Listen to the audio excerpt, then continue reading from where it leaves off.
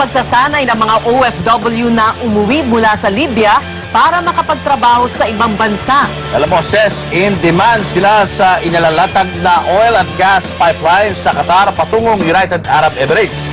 May openings din sa iba pang bansa sa Middle East. Magbabandila si Apple Salandoni.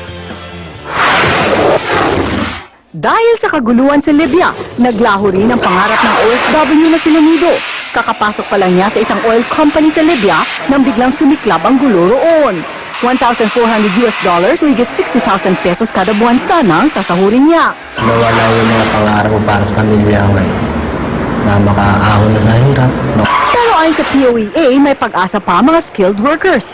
May 1,000 trabaho ang pwedeng pasukan sa ibang bansa sa gitnang silangan, lalo na sa oil and gas industry sa Qatar at United Arab Emirates.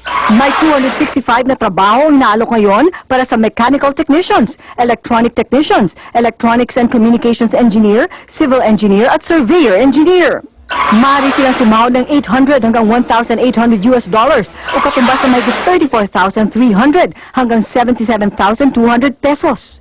Walang placement fee. May mga kumpanya na rin dito sa Pilipinas na nagbibigay ng libreng training sa mga aplikante. Pinakamahalaga ang kaligtasan sa trabahong ito, kaya dapat palagi naka-safety gear. Press, bitaw. Okay. So, tansyahan, mahigpit lang. Okay. In demand ng mga Pinoy skilled workers dahil mabilis matuto, mabusisi at matyagang magtrabaho. Ang pera po, nandito po sa oil and gas. Dahil ko konti lang nakakaalam na Sa mga interesado mag-apply, pwedeng tumawag sa hotline ng POEA at POEA accredited agencies. Para sa Bandila, Apples Halandoni.